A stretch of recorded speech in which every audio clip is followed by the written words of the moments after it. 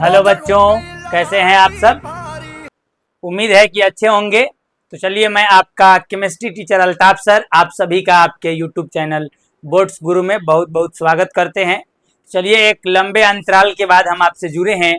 कुछ व्यक्तिगत कारणों से एक लंबा गैप हो गया। वैसे हम आपको बहुत पहले ही उम्मीद दिलाए थे कि जैसे चैप्टर मेरा समाप्त होगा रासायनिक अभिक्रियाएं एवं समीकरण, उसके जस्ट बाद जो है 15 साल का बिहार बोर्ड में पूछा हुआ जितना क्वेश्चन है उस पर बात करेंगे। तो चलिए, थोड़ा समय ही लगा सही, लेकिन हम ये लेकर आ चुके हैं आपके लिए। आज के सेशन में, इस लेक्चर में हम मेनली 15 साल में बिहार बोर्ड में जितने भी इस चैप्टर से ऑब्जेक्टिव पूछे गए हैं, केवल ऑब्जेक्टिव क्वेश्चन पे हम डिस्कस करेंगे। फिर इसके बाद जो लेक्चर आएगा मेरा, वो 2 मार्क्स वाला जितना क्वेश्चन है और अति लघु 1 मार्क्स वाला जो क्वेश्चन है, जो पहले पूछता था, आजकल 1 मार्क्स में अति लघु नहीं पूछता है, ऑब्जेक्टिव ही पूछ लेता है, लेकिन उन सभी क्वेश्चन को डिस्कस करेंगे। फिर एक लेक्चर मेरा आएगा जिसमें हम दीर्घ उत्तरीय प्रश्न को डिस्कस करेंगे। उम्मीद है कि आपको बात समझ में आया होगा। चलिए, तो स्टार्ट करते हैं। जुड़ गए हैं तो जरा इस सेशन को शेयर कर दीजिए, और वीडियो अच्छा लग रहा है तो वीडियो को लाइक करके और अपने दोस्तों में शेयर कीजिए। चलिए, तो स्टार्ट करते हैं। सबसे पहले ये आप जो थंबनेल देख रहे हैं, इस पे कुछ बात लिखा है, इस पे जिक्र कर ले क्या क्या लिखा हुआ है। तो इसमें हम टोटली ऑब्जेक्टिव करेंगे क्लास 10th का, वो भी बिहार बोर्ड का, और वो भी कब का, तो पिछले 15 साल में जितना ऑब्जेक्टिव क्वेश्चन पूछा हुआ है उस ऑब्जेक्टिव क्वेश्चन पे ही हम डिस्कस करने वाले हैं। 15 सालों में जितना ऑब्जेक्टिव क्वेश्चन पूछा हुआ है, और वो भी किस चैप्टर का, तो जो केमिस्ट्री का पहला चैप्टर है रासायनिक अभिक्रियाएं एवं समीकरण, जो हम ऑनलाइन माध्यम से समाप्त कर चुके हैं, उसका ही डिस्कस करेंगे। चलिए, तो स्टार्ट करते हैं। कुछ क्वेश्चन है उसमें। सबसे पहला क्वेश्चन जो 2015 में पूछा हुआ है बिहार बोर्ड में, वो क्वेश्चन है आपके सामने।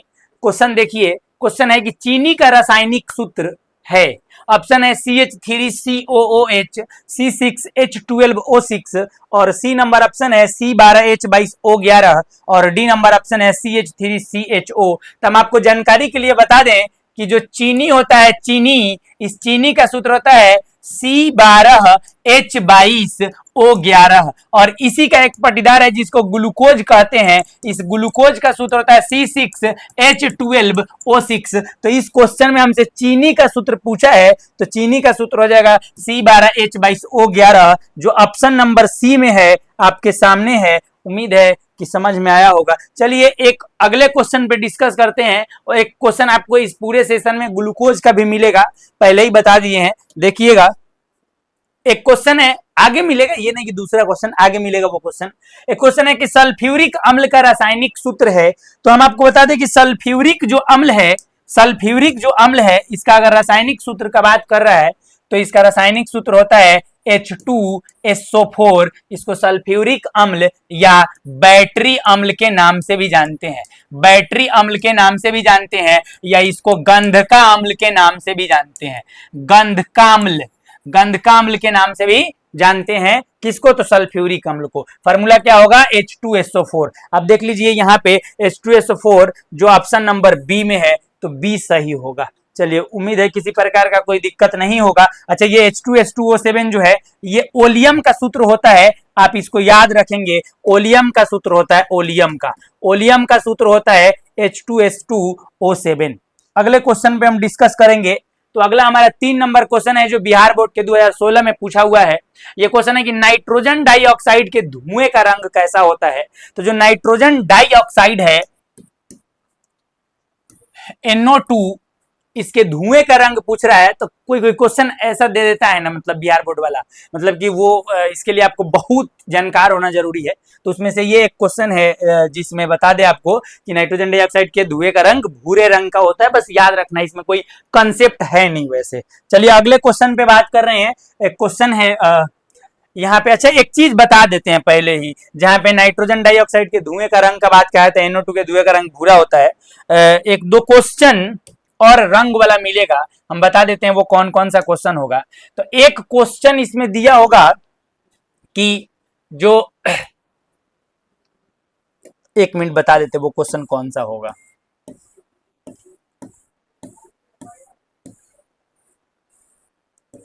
हाँ, हाइड्रोजन आयोडाइड, हाइड्रोजन आयोडाइड नहीं, सिल्वर आयोडाइड का क्वेश्चन होगा, सॉरी, सिल्वर आयोडाइड AgI और एक सिल्वर क्लोराइड AgCl, ये दो क्वेश्चन पूछा हुआ है कि ये सिल्वर क्लोराइड के का रंग कैसा होता है और सिल्वर आयोडाइड का रंग कैसा होता है। तो सिल्वर क्लोराइड का रंग जो है, इसका रंग होता है श्वेत या सफेद, और जो सिल्वर आयोडाइड है इसका रंग पीला होता है। आगे इस क्वेश्चन में मिलेगा आपको पूरे सेशन में। चलिए तो हम आगे बात करते हैं, जब मिलेगा तो फिर डिस्कस कर लेंगे एक बार। निम्नलिखित में से कौन समीकरण संतुलित नहीं है? अब ये संतुलित असंतुलित पहचानना हो, क्वेश्चन ऑब्जेक्टिव आ जाए, तो हम आपको सलाह के तौर पे यही कहेंगे कि क्वेश्चन मतलब कि देता है बहुत सारा, उसमें 50 ही बनाना होता है। अगर संतुलित समीकरण आपको आता है तो फिर इसको टच कीजिएगा, दूसरे क्वेश्चन पे चलिए, लेकिन यहाँ पे तो सीखना है, आना ही चाहिए। अब संतुलित समीकरण पूछ दिया, निम्नलिखित में कौन संतुलित समीकरण नहीं है, मतलब कि कौन संतुलित समीकरण नहीं है। तो कैसे चेक करते हैं?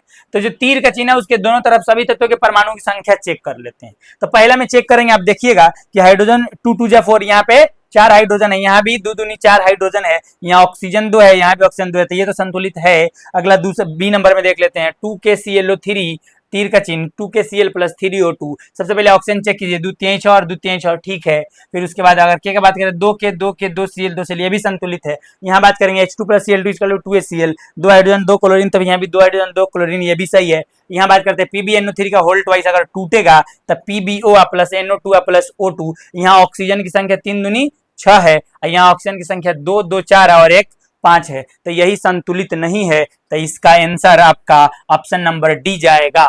चलिए, इसको मतलब इसमें रटने वाला कोई बात है नहीं, बस ये 2023 में पूछा हुआ क्वेश्चन है, इस थोड़ा चेक करना होता है बस। यहाँ पे खरिया का रासायनिक सूत्र क्या है? तो खरिया का रासायनिक सूत्र का अगर बात करेंगे हम, तो हम आपको बता दें कि खरिया या इसी का नाम होता है calcium carbonate. Calcium carbonate, calcium carbonate इसका दूसरा नाम है। और एक और बात आपको बताते कि जो संगमरमर होता है, संगमरमर, ये सबका सूत्र या खरिया का सूत्र, सबका सूत्र CaCO3 होता है। खरिया का या कैल्शियम कार्बोनेट का या संगमरमर का सबका सूत्र क्या होता है? CaCO3। तो ऑप्शन में खरिया, भले ये क्वेश्चन में खरिया का रासायनिक सूत्र पूछा है तो इसका आंसर सी जाएगा, CaCO3। और भी ऑप्शन था, हम सब ऑप्शन नहीं पढ़ रहे हैं, मतलब हम आपको कंसेप्ट देने के प्लान में है। फिलहाल में देख लिए, बोला है खरिया का रासायनिक सूत्र MgCO3 नहीं होगा, Na2CO3 नहीं होगा, MgHCO3 का होल ट्वाइस ये भी नहीं होगा, तो फिर क्या होगा? कैल्शियम कार्बोनेट CaCO3 होगा। चलिए, उम्मीद है यहाँ इसमें कोई दिक्कत नहीं है। देखिए, 2 बार पूछा हुआ क्वेश्चन, 2017 में भी और 2024 में भी। मतलब हम आपको बता दें कि मेरे PPT बनाने वाले जो सर हैं वो देखिए कितना जबरदस्त लेवल का मेहनत किया आपके लिए। यहाँ पे आपका वो ईयर भी लिख दिए हैं ताकि प्रेरणा स्रोत हो और आप देखें कि हाँ सब क्वेश्चन पूछा हुआ है, एक भी क्वेश्चन छूटेगा नहीं पूरे 15 साल के अंदर का। अगला क्वेश्चन है हमारा 6 नंबर क्वेश्चन। फर्स्ट जो पहला क्वेश्चन बनाए थे वही बताए थे कि जो ग्लूकोज है उस ग्लूकोज का सूत्र होता है, ग्लूकोज का सूत्र होता है C6H12O6। लीजिए वही क्वेश्चन आ गया, ग्लूकोज का रासायनिक सूत्र निम्नलिखित में से कौन है? तो C6H12O6, ऑप्शन नंबर सी जाएगा। C2H5OH नहीं, C6H6O6 नहीं, C6H6 नहीं, फिर C6H12O6। अच्छा, ये सब का नाम क्या है? तो इसको बेंजीन बोलते हैं। C6H6 जो रासायनिक सूत्र होता है उसको बेंजीन कहते हैं। C6H6 और O6 ये तो थोड़ा सा मतलब आपके सिलेबस से बाहर का बात है। इसके बात करेंगे तो C2H5OH इसी तरह दिया गया ऑप्शन में, हो सकता है गलत सूत्र भी हो। ये C2H5OH जो है इसको हम इथेनॉल के नाम से जानते हैं। इथेनॉल, इसको बोलते हैं बेंजीन और इसको बोलते हैं ग्लूकोज। तो इस पे हम आपको क्या बोलेंगे कि हो सकता है कि इसी तरह डाला गया है जो किसी का सूत्र नहीं भी हो, तो आप इसको ज्यादा दिल पे नहीं लीजिएगा। चलिए अगला क्वेश्चन पे बात करते हैं। अगला है कली चूना का रासायनिक सूत्र क्या होगा? तो हम आपको और भी नाम बताए थे चैप्टर में, फिर भी डिस्कस कर लेते हैं। एक बोले थे कि जो चूना जला करके पीस करके लाया जाता है उसको बिना बूझा हुआ चूना कहते हैं। बिना बूझा हुआ चूना, बिना बूझा हुआ चूना। इसी बिना बूझा हुआ चूना का दूसरा नाम कली चूना होता है, याद रखिएगा। इसी बिना बूझे हुए चूना का दूसरा नाम कली चूना होता है, जिसका सूत्र होता है कैल्शियम ऑक्साइड। तो रासायनिक नाम कैल्शियम ऑक्साइड और सूत्र होता है CaO। तो यहाँ पे क्वेश्चन है कि कली चूना का रासायनिक सूत्र होगा, तो इसका ऑप्शन हो जाएगा बी सही, CaO। ये किसका है? तो कैल्शियम हाइड्रोक्साइड बुझा हुआ चूना का है। ये कैल्शियम बाइकार्बोनेट ये अलग है, कैल्शियम कार्बोनेट ये अलग है। अभी हमको किसका पूछा था? कली चूना का, था कैल्शियम ऑक्साइड हो जाएगा। अगला क्वेश्चन में बात करें 8 नंबर क्वेश्चन, निम्नलिखित में कौन समीकरण संतुलित है? फिर उसी तरह चेक करते हैं आराम से। सबसे पहले यहाँ पहले वाला में देख लिया, ऑप्शन 2 है, यहाँ ऑप्शन 1 है, तो ये तो संतुलित नहीं है, तो ये होगा ही नहीं। फिर बोला है Zn प्लस H2SO4, तो ZnSO4 प्लस H2, यहाँ पे देखिए H2, वहां भी H2, यहाँ Zn, यहाँ Zn एक ही है, S1 S1, तो यही संतुलित है, यही समीकरण संतुलित है, यही समीकरण संतुलित है। चलिए अगले क्वेश्चन पे डिस्कस करते हैं। कहोगे फिर हाई दूर पे क्यों नहीं बात किए? अरे बच्चा, यहाँ पे बोला है कि संतुलित समीकरण कौन है, इनमें से सभी वाला भी ऑप्शन है ये नहीं है, तो जब भी संतुलित समीकरण, तो यही टिक मार के जाएंगे, सब में दिमाग लगाने की क्या आवश्यकता है। जब भी इस टाइप का क्वेश्चन है, आपको भी बता देते हैं, पैटर्न याद रखना कि जब भी इस टाइप का क्वेश्चन है कि पता करना हो कि निम्नलिखित में से कौन संतुलित है, अगर एक से अधिक वाला ऑप्शन नहीं हो तो बस खाली जो संतुलित मिल गया उससे आगे चेक करने नहीं जाना, उसी को टिक मार के आगे निकल जाना।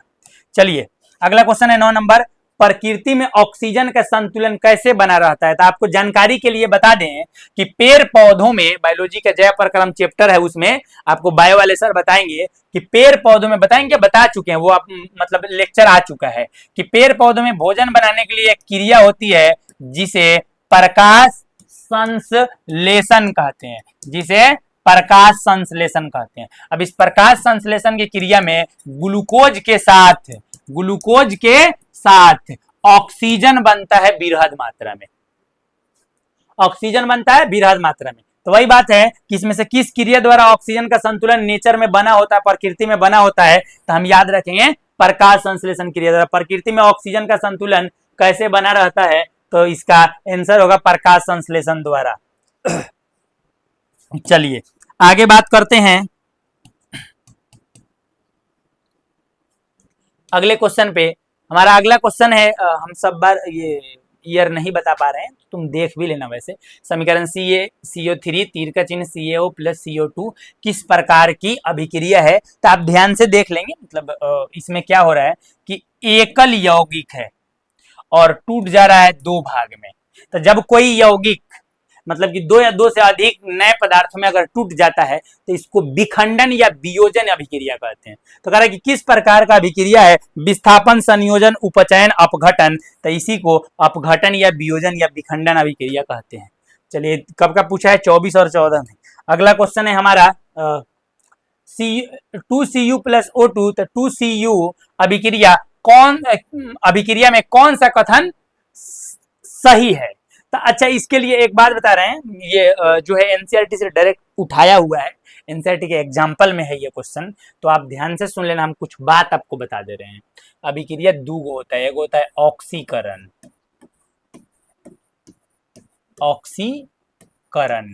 एक होता है अवकरण। तो ऑक्सीकरण अवकरण पे अगर हम बात करेंगे तो आपको ये बताना चाहेंगे कि जो ऑक्सीकरण होता है ना, तो इसके बारे में बताया गया कि ऑक्सीजन का अगर संयोग हो रहा है तो ऑक्सीकरण अभिक्रिया है, जिसके साथ संयोग होगा उसका ऑक्सीकरण होगा। चलिए, या जो पदार्थ इलेक्ट्रॉन का त्याग करता है उसका ऑक्सीकरण होता है।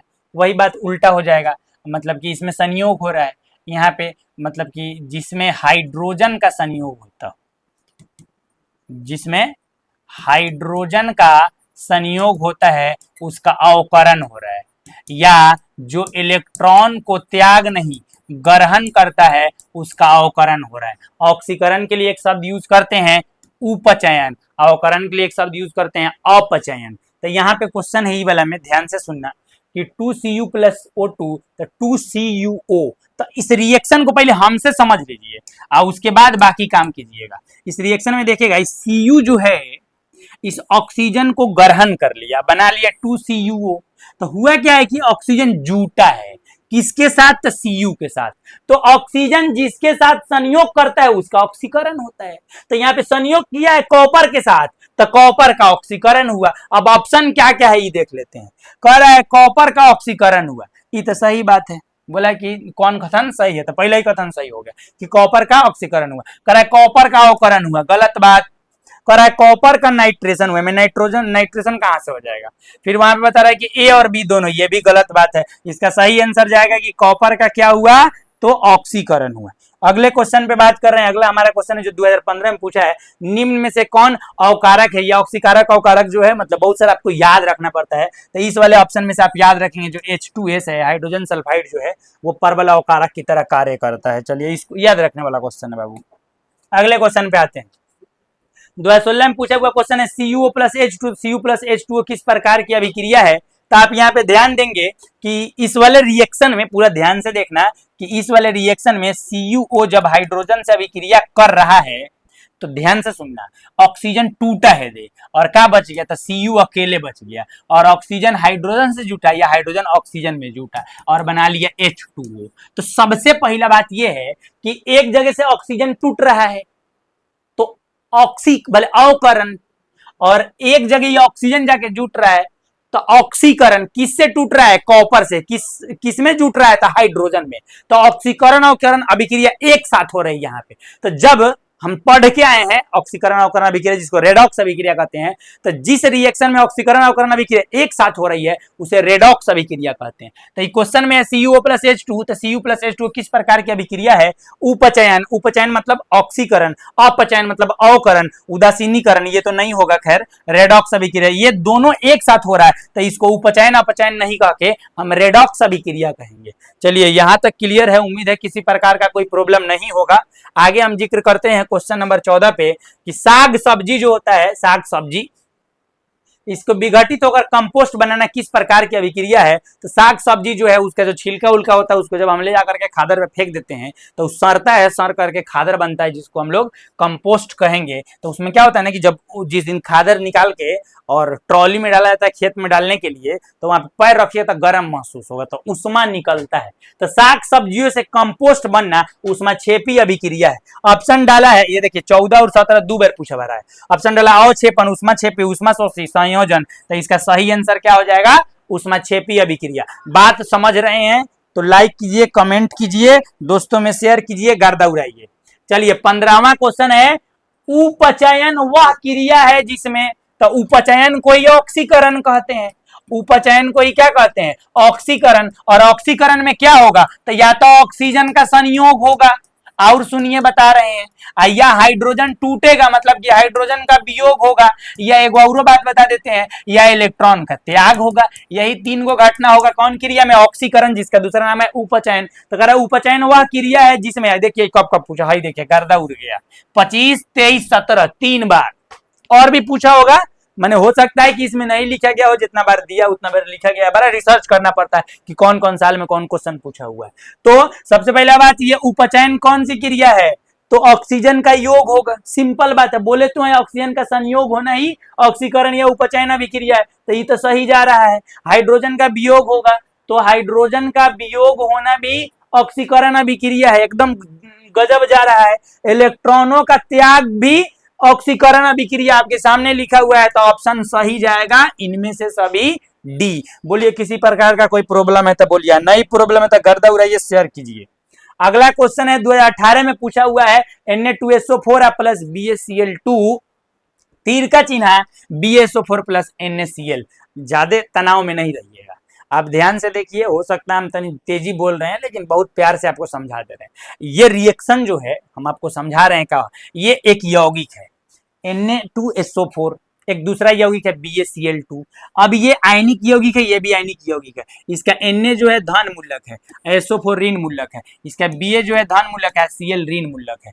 अब हुआ क्या है ये सुनिएगा कि तीर के बाद क्या हुआ है कि इसका Cl, सुनिएगा ध्यान से बात को, इसका Cl चला गया इसके धन मूलक के पास, NaCl मिलकर बना लिया NaCl, आयन का आदान प्रदान हो गया। इसका SO4 चला गया इसके Ba के पास, बना लिया BaSO4। तो ये दोनों यौगिक अपने आयनों का विनिमय करके, अपने आयनों का कम्युनिकेशन करके दो नए यौगिक का निर्माण किए हैं। तो ऐसी रासायनिक अभिक्रिया जिसमें दो यौगिक अपने आयनों का आदान प्रदान करके दो नए यौगिक का निर्माण करते हैं, इसे द्विविस्थापन या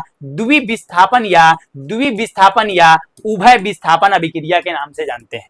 तो क्वेश्चन है कि ये जो रिएक्शन है किस प्रकार की अभिक्रिया है, तो संयोजन अभिक्रिया, विस्थापन अभिक्रिया, द्विविस्थापन अभिक्रिया, इनमें से कोई नहीं। आप ही चिल्ला के बोलिए कि कौन अभिक्रिया इसका आंसर होगा। इसका आंसर होगा द्विविस्थापन अभिक्रिया। चलिए आगे जिक्र कर रहे हैं, अगला हमारा क्वेश्चन है Zn प्लस CuSO4, तीर का चिन्ह ZnSO4 प्लस Cu, यह रासायनिक अभिक्रिया किस प्रकार की है? आप ध्यान से देखिए, जिंक जो है कॉपर से अधिक क्रियाशील धातु है, वो जिंक का किया कॉपर को उसके विलयन से हटा करके और ZnSO4 बना लिया। जब अधिक क्रियाशील धातु अपने से कम क्रियाशील धातु को उसके विलयन से विस्थापित कर देती है तो इसे उभय विस्थापन नहीं, केवल विस्थापन अभिक्रिया के नाम से जानते हैं। तो ऑप्शन है संयोजन अभिक्रिया, विस्थापन अभिक्रिया, द्विविस्थापन अभिक्रिया, विघटन अभिक्रिया। सही आंसर जाएगा विस्थापन अभिक्रिया। हो सकता है कहीं लिखा हो एकल विस्थापन अभिक्रिया। अगला क्वेश्चन है आपका 18 नंबर, पूरा 31 क्वेश्चन है, अब ज्यादा समय लगेगा नहीं, बस 5 मिनट रुके रहिए, टोटल क्वेश्चन खत्म, एकदम जबरदस्त एक्सप्लेनेशन के साथ। जब मैग्नीशियम फीता को जलाया जाता है तो उत्पन्न आग की लौ होती है। मैग्नीशियम फीता को जलाया जाता है तो उसका जो लौ है वो उजले रंग का होता है, चमकीला होता है। तो ए में पीला, बी में नीला, सी में चमकीला उजला, डी में लाल। तो आप ही कहिए आंसर क्या होगा। सिंपल बात है, लौ का रंग चमकीला उजला होगा। सब चैप्टर का बात है, सिंपल बात है, लेकिन वो बात नहीं कहेंगे, अभी पढ़ रहे हैं तो समझा के चलेंगे, एकदम गजब जाएगा। एकदम कमेंट करते जाइए सबका आंसर। एक जांच परख नली में लिए गए विलयन में एक लोहे की कील को डुबोया गया है। मैंने अगला क्वेश्चन है 19 नंबर। एक जांच परख नली में, मैंने टेस्ट ट्यूब बोलते हैं उसको, मैंने लिए गए विलयन में एक लोहे की कील को डुबोया गया। आधे घंटे बाद विलयन का रंग जो है वो परिवर्तित हो चुका है। तो एक रिएक्शन हम आपको बताए होंगे कि जब हम क्या करते हैं कि एक टेस्ट ट्यूब में, ध्यान से सुनना, कि कॉपर सल्फेट का विलयन ले लेते हैं। कॉपर सल्फेट का विलयन लेके इसमें जब लोहा का कील डुबो देते हैं, जब इसमें लोहा का कील डुबो देते हैं और देखते हैं कुछ देर बाद तो इसका रंग जो है बदल जाता है, विलयन का रंग बदल जाता है, क्योंकि विलयन में अब कॉपर सल्फेट की जगह पर FeSO4 आयरन सल्फेट बन जाता है, कॉपर बेचारा साइड हो जाता है, इस कारण से विलयन का रंग बदल जाता है। तो उस ये क्वेश्चन है कि एक जांच परख नली में लिए गए विलयन में लोहे की कील को डुबोया गया है, आधे घंटे बाद देखा गया कि विलयन का रंग परिवर्तित हो गया, बदल गया। उस जांच परख नली में विलयन क्या था, 2020 में पूछा हुआ क्वेश्चन है। तो यहाँ पर हम अभी समझावे किए कि इसके अंदर जो विलयन होगा वो क्या होगा, कॉपर सल्फेट होगा, और लोहा अधिक क्रियाशील जो है कील वो उसको विस्थापित करके आयरन सल्फेट बना लेगा, जिस कारण से विलयन का रंग बदल जाएगा। चलिए अगला क्वेश्चन है 20 नंबर क्वेश्चन है, रासायनिक अभिक्रिया के दौरान किस पदार्थ में ऑक्सीजन का संयोग या ऑक्सीजन का ह्रास होता है? रासायनिक अभिक्रिया के दौरान किस पदार्थ में ऑक्सीजन का ह्रास होता है? हमको लग रहा है क्वेश्चन मिसटाइप है। किस प्रकार के अभिक्रिया में ऑक्सीजन का ह्रास होता है, यहाँ पे कुछ मिसटाइप है क्वेश्चन में। हम आपको बता दें, रासायनिक अभिक्रिया के दौरान किस प्रकार के अभिक्रिया में ऑक्सीजन का ह्रास होता है। ऑक्सीजन का ह्रास का मतलब ऑक्सीजन निकलता है। तो अपचयन अभिक्रिया जो है, अपचयन अभिक्रिया इसी में देखिए कैसे, अपचयन, अपचयन इसी को अवकरण अभिक्रिया भी कहते हैं। अपचयन या अवकरण अभिक्रिया में क्या होगा, तो ऑक्सीजन का वियोग या ह्रास, ऑक्सीजन का वियोग, वियोग, वियोग का मतलब है कि टूटना, या हाइड्रोजन का संयोग, हाइड्रोजन का संयोग, या एक और बात बता दे रहे हैं, हाइड्रोजन के संयोग, हाइड्रोजन का या तो संयोग होगा, या एक बताए थे कि इलेक्ट्रॉन का ग्रहण होगा, इलेक्ट्रॉन त्याग नहीं, इलेक्ट्रॉन ग्रहण। तो वही ह्रास या वियोग एक के बात है। तो कह रहे कि ऑक्सीजन का वियोग या ह्रास होगा तो कौन अभिक्रिया, अपचयन अभिक्रिया। अगले क्वेश्चन पे डिस्कस करते हैं। पर रासायनिक अभिक्रिया में भाग लेने वाले पदार्थ को क्या कहा जाता है? देखिए मजाक किए हुआ है तो हम आपको बता देते हैं, ध्यान से सुनिएगा। रासायनिक अभिक्रिया में जो भाग लेता है उसको अभिकारक कहते हैं। रासायनिक अभिक्रिया में जो भाग लेता है उसको अभिकारक या क्रियाकारक कहते हैं, अभिकारक या क्रियाकारक कहते हैं, या इंग्लिश में रिएक्टेंट कहते हैं, रिएक्टेंट कहते हैं। और रासायनिक अभिक्रिया के बाद जो बनता है उसको प्रतिफल या उत्पाद कहते हैं, प्रतिफल या उत्पाद भी कहते हैं इसको, और इसको इंग्लिश में प्रोडक्ट भी कहा जाता है। तो यहाँ क्वेश्चन पूछा है रासायनिक अभिक्रिया में भाग लेने वाले पदार्थ को क्या कहा जाता है, तो आंसर जाएगा अभिकारक। चलिए 25 में भी पूछा है, 20 में भी पूछा है। अगला है 22 नंबर क्वेश्चन, समीकरण 2H2 + O2, तीर का चिन्ह 2H2O, एक है, एक 2020 में पूछा हुआ क्वेश्चन है। तो देखिए दो को हाइड्रोजन ऑक्सीजन मिलकर जल बना रहा है, तो ये संयोजन अभिक्रिया के श्रेणी में चल जाएगा। अगला क्वेश्चन पे जिक्र कर रहे हैं, अगला हमारा क्वेश्चन है रासायनिक अभिक्रिया के दौरान किसी पदार्थ में ऑक्सीजन का संयोग क्या कहलाता है। सिंपल बात है, ऑक्सीजन जुटेगा तो ऑक्सीकरण अभिक्रिया, उसी का दूसरा नाम उपचयन होता है। टेंशन नहीं लो, समझ में आएगा, ध्यान से देखो। निम्न में से कौन ऑक्सीकरण क्रिया नहीं है? सिंपल बात है, ऑक्सीकरण क्रिया का मतलब कुछ अभिक्रिया है जिसमें चेक करना है, तो ऑक्सीकरण उसको कहें जिसमें ऑक्सीजन का संयोग हो, दहन में ऑक्सीजन जुटता है, और इसमें ऑक्सीकरण, श्वसन में ग्लूकोज का ऑक्सीकरण होता है, भोजन के पचने में भी ऑक्सीजन ऑक्सीकरण होता है, बस अवक्षेपण हो जाएगा। इसका आंसर होगा अवक्षेपण जो है एक ऑक्सीकरण अभिक्रिया नहीं है। सिल्वर क्लोराइड का रंग क्या होगा? AgCl आपको बोल के आए थे, AgCl का रंग क्या होगा बताए थे आपको? AgCl का रंग श्वेत होता है, आपको बताए थे ना AgCl का रंग कैसा होगा, श्वेत होगा। ऑप्शन में कहीं श्वेत है? चलिए एक और कलर वाला आपको मिल जाएगा क्वेश्चन, आगे मिलेगा उससे बात करेंगे। अभिक्रिया CaO + H2COH का उल्टा किस प्रकार की अभिक्रिया है? तो दो को पदार्थ मिलकर एकल यौगिक का निर्माण कराया है, तो संयोजन अभिक्रिया है। अरे हाँ, संयोजन अभिक्रिया ठीक है यार, संयोजन अभिक्रिया तो ठीक है, इसको कहीं कहीं योगशील अभिक्रिया भी कहते हैं। पता नहीं ऑप्शन में कैसे डाले हुआ है ये। इसका सही आंसर संयोजन अभिक्रिया होगा, एनसीईआरटी बुक भी इसी को दिया होगा। अभी योगशील को छोड़ के चलते हैं हम। देखिए दो पदार्थ मिलके एक पदार्थ बन रहा है तो संयोजन अभिक्रिया है, एकदम निश्चिंत रहिए, ज्यादा टेंशन लेने की जरूरत नहीं। 27 नंबर क्वेश्चन है कि जल के एक अणु में हाइड्रोजन एवं ऑक्सीजन के परमाणुओं की संख्या का अनुपात ज्ञात कीजिए। अब जल का सूत्र होता है H2O, अब H2O में कह रहा है हाइड्रोजन अनुपात ऑक्सीजन, H अनुपात O। तो हाइड्रोजन देखिए 2 गो है, ऑक्सीजन 1 गो है, तो अनुपात होगा 2:1। तो यहाँ पे ऑप्शन कहीं है 2:1, बी नंबर में, बी नंबर में। चलिए अगला क्वेश्चन पे जिक्र 28 नंबर क्वेश्चन, श्वसन किस प्रकार की अभिक्रिया है?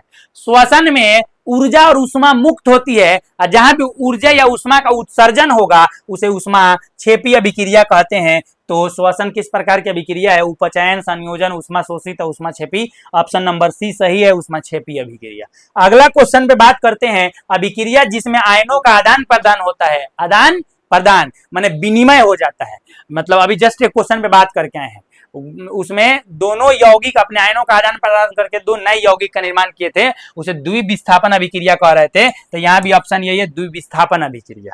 चलिए जल्दी तो नहीं ना हो रहा है, बस कमेंट करके बताइए जल्दी होगा तो अगला जो हम सेशन करेंगे वो काफी आराम से करेंगे।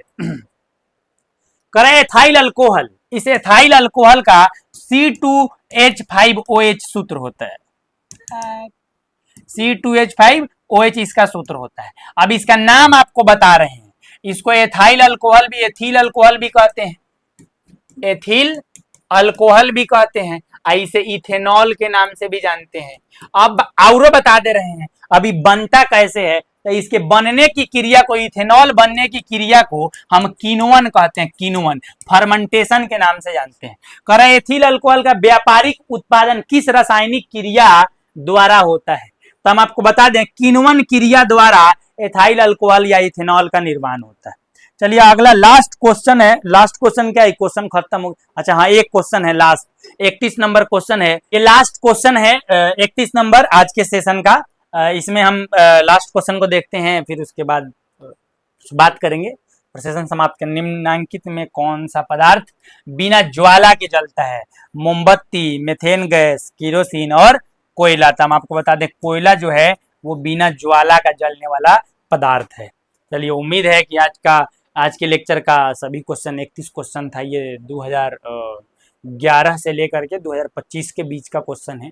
और भी कोई क्वेश्चन हो तो आप कमेंट बॉक्स में डाल देंगे जो इस बीच का हो। 15 साल का पूरा क्वेश्चन था, तो 15 साल का इस चैप्टर से 15 वर्ष का टोटल ऑब्जेक्टिव इस चैप्टर का हम कंप्लीट कर चुके हैं। इसमें किसी प्रकार का कोई समस्या, प्रॉब्लम हो तो समाधान के लिए आप कमेंट बॉक्स में जरूर बता के जाएं या चैट बॉक्स में जरूर बता के जाएं।